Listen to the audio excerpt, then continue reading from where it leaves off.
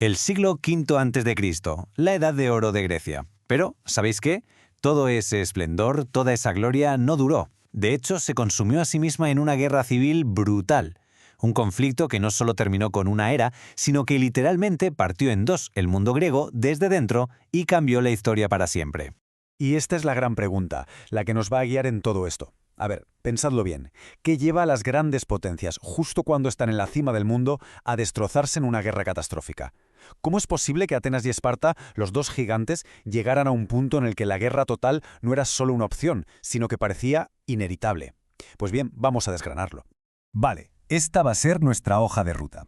Primero echaremos un vistazo a ese conflicto que ya se veía venir.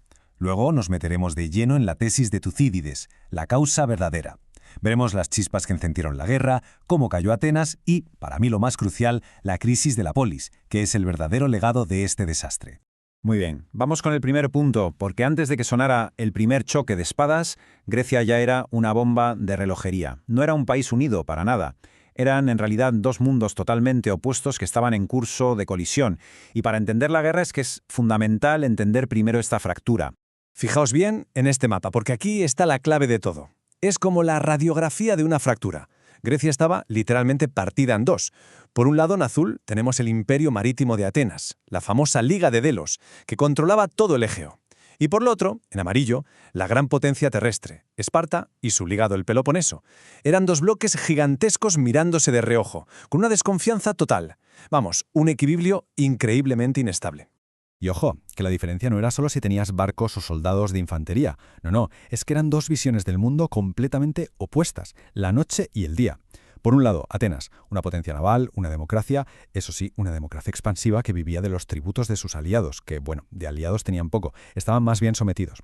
Y en la otra esquina, Esparta, la potencia terrestre por excelencia, una oligarquía militar súper conservadora basada en la disciplina brutal de sus hoplitas. Vamos, que el choque era, pues eso, casi inevitable. Vale, y ahora, para entender de verdad por qué estalló todo esto, tenemos un guía de auténtico lujo. Hablamos del historiador Tucídides.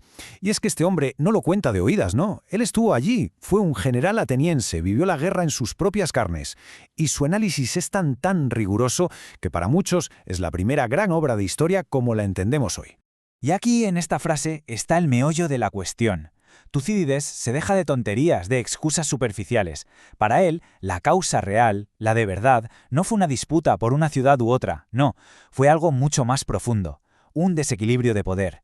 El imperio de Atenas crecía y crecía, y eso provocó un miedo existencial en Esparta. Temían, sencillamente, que si no actuaban, su rival acabaría dominando toda Grecia. Y esta idea de Tucídides es una herramienta de análisis brutal, que sirve hasta para hoy en día. Él hace una distinción clave. Por un lado está la alethestate prophasis, la causa verdadera, es decir, el motivo real, el que nadie reconoce en público, y por otro lado la saitalla, los pretextos, que son pues las excusas, las justificaciones que se dan de cara a la galería para decir, oye, que no nos queda más remedio que ir a la guerra. Perfecto. Pues ahora que entendemos la diferencia, vamos a ver cuáles fueron exactamente esas chispas, esos pretextos, que al final hicieron que todo saltara por los aires. Porque el polvorrín, como hemos visto, llevaba ya mucho tiempo ahí. Y fueron básicamente tres detonantes en cadena. Primero, el lío entre Córcida y Corinto, una disputa naval en la que Atenas se mete de por medio para apoyar a un enemigo de un aliado clave de Esparta. Mala idea. Después, la rebelión de Potidea, que tensa la cuerda todavía más. Y ya, la gota que colmó el vaso, el decreto de Merara. Atenas impone un bloqueo económico durísimo a otro aliado de Esparta. Cada uno de estos pasos era una provocación directa, una forma de romper esa paz tan frágil que habían firmado. Y así llegamos al 431 a.C. La paz se hace añicos, las alianzas se activan, la maquinaria de guerra se pone en marcha y lo inevitable finalmente sucede. Comienza la Guerra del Peloponeso. Una guerra civil que va a durar casi 30 años y que lo va a cambiar absolutamente todo. Ahora vamos a dar un salto en el tiempo, hasta el final del conflicto, porque después de 27 años de un desgaste absolutamente brutal, la gran superpotencia, la poderosa Atenas, el faro cultural y político del mundo griego, cayó. Fue derrotada.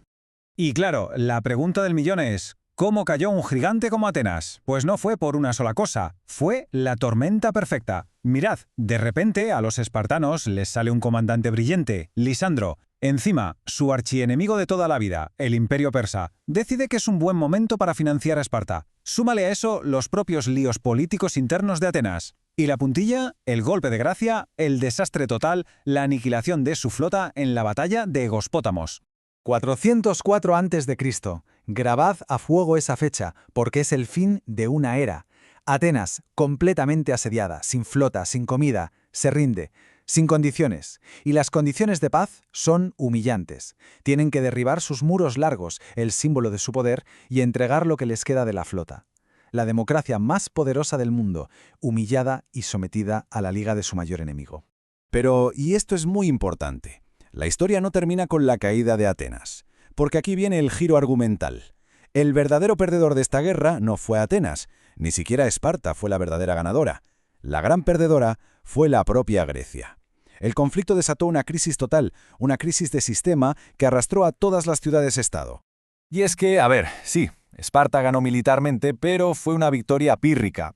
¿Qué significa eso? Que el coste de ganar fue tan alto que casi no mereció la pena. La devastación económica, la cantidad de gente que murió, la crisis moral, todo fue tan profundo que acabó dinamitando los cimientos de toda la civilización griega. Y mirad, este es el panorama que quedó. Es desolador. Ciudades-estado endeudadas hasta las cejas con Persia, campos abandonados, una sangría demográfica brutal. El Egeo, que antes era una autopista comercial controlada por Atenas, ahora lleno de piratas. Y por si fuera poco, una crisis de valores que lo ponía todo en duda. El viejo ideal del ciudadano soldado que lucha por su polis se esfumó. Ahora lo que había eran ejércitos de mercenarios. Un síntoma clarísimo de que el sistema se estaba pudriendo por dentro. Y todo esto nos lleva al concepto clave para entender las consecuencias, la crisis de la polis. ¿Qué quiere decir esto? Pues que la guerra demostró una cosa, que el modelo de ciudad-estado independiente, el modelo que había hecho grande a Grecia durante siglos, ya no funcionaba. Se había vuelto incapaz de gestionar el poder sin autodestruirse. El sistema sencillamente estaba agotado. Y cuando un sistema se agota, deja la puerta abierta a algo nuevo. En este caso, al poder de los grandes imperios. Esta tabla lo resume a la perfección. Es como el juego de las sillas musicales del poder. Esparta gana la guerra y intenta ser la jefa de Grecia, pero le dura poquísimo. Llega Tebas y la derrota. Luego Tebas intenta dominar y también fracasa y cae. El resultado final, un caos absoluto. Una Grecia agotada, desangrada por sus propias luchas y con un vacío de poder gigantesco que, como siempre pasa en la historia, alguien iba a venir a llenar desde fuera. Y ese alguien, efectivamente, fue Filipo II de Macedonia. Mientras las grandes polis del sur se mataban entre ellas, este reino del norte, al que muchos griegos consideraban casi bárbaros, se estaba haciendo cada vez más fuerte, más organizado, más moderno. La Grecia que quedó después de la guerra estaba tan destrozada que sencillamente no tenía ni la fuerza ni la unidad para oponerse a un tipo con la visión y la determinación de Filipo. Y esto nos deja con una pregunta final, una reflexión que va más allá de la propia Grecia. Cuando las grandes potencias de una época se desgastan hasta la extenuación en un conflicto, ¿quién hereda el mundo que dejan atrás? Al final, la guerra del Peloponeso nos enseña una lección que se repite una y otra vez en la historia. Cuando un orden mundial se autodestruye, crea el vacío para que nazca algo completamente nuevo. La Grecia clásica se consumió en sus propias llamas, y de esas cenizas no resurgió una nueva polis más fuerte, no. Lo que nació fue el mundo imperial y helenístico de Filipo y, por supuesto, de su hijo, Alejandro Magno.